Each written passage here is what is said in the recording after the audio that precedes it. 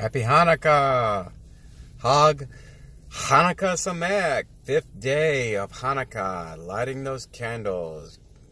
Coming around the corner to day 8 very soon. We're still having fun. And my daughter's getting gifts every day. You know, Jews, our children get gifts 8 crazy days instead of just one day for Christmas.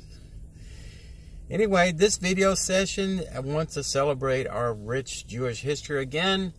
And this time we're talking about the personality of Shimon Bar-kokhba. Yes, have you heard of this individual before?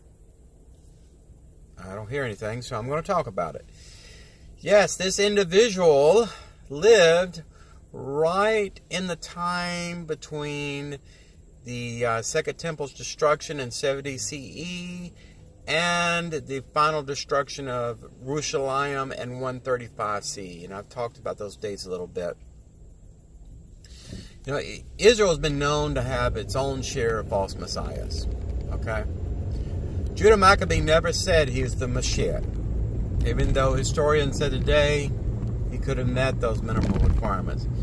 Judah Maccabee was distinguished by a priest, a Kohen, and a Jewish warrior who fought for the homeland of Judea. He didn't let it go to his head either. He was focusing on what he had to do. First of all, his priorities were the temple. And everything else was secondary.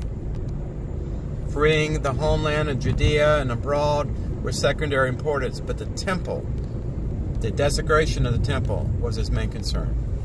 That's what Hanukkah, the name Hanukkah means, is dedication, temple dedication. So this personality, Shimon Bar-kokhba, started out the same way as Judah Maccabee. He was from the Davidic monarchy line, King David. He met some of those minimum requirements of the prophetic Mashiach, but he failed miserably. How did he fail? He was an observant Jew. He kept the Sabbath and all that, but there's a lot of good Jews out there that go to high holidays, but they're not really that good outside the synagogue. But this gentleman here, he was known in history for the destruction of Jerusalem.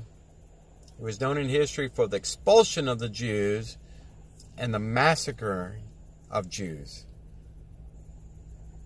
So he was actually a dictator among the Jews. If you didn't want to join his army, and if you didn't want to fight for him, you could lose a finger or two, just like the mafia. Not a very good guy. And his priority was not reinstating the temple, like Judah Maccabee was, but was the entire Eretz Yisrael, freeing all of those villages and communities throughout Israel from Roman and Hellenist domination. There's nothing wrong with wanting freedom, right? Our country is based on that same thing.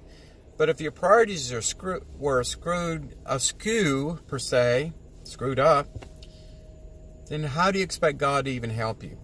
God helped Judah Maccabee through miracles, through dispatch of invisible angels. How would you defeat a 30,000 Greek army with 1,000 men or so if you didn't have miraculous help? Military strategists to this day wonder how he pulled off the battle of the millennia. Yes, yes. The writings of Josephus talk all about it. Anyway, Shimon Bar-kokhba, false messiah, responsible for the destruction of Yerushalyim and the expulsion of the Jews throughout Europe, North Africa, along the Mediterranean coast, even back to Arabia. Yeah. There were Palestinian Jews in Arabia 70 CE. Actually, when the Northern Kingdom was dissolved and conquered by the Assyrians, that was 721 BCE. Some of those Jews went to Arabia then. And historians are just now realizing that. It's really to the displeasure of a lot of Muslims out there, because our history is older than almost anyone on the planet, Jerusalem is one of the oldest cities in existence. It's been attacked dozens of times and destroyed twice.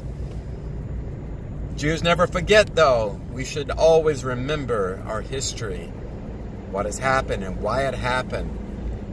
Blame is not up here, it's right here. Our choices. We allow the altar of Hashem fall into desolation, idolatry. We abuse each other. We abused a fellow man. We broke the laws and covenants of Moshe. And that's why Jerusalem was destroyed and the temple was destroyed. And that's why today we don't have access to Har Hababyit.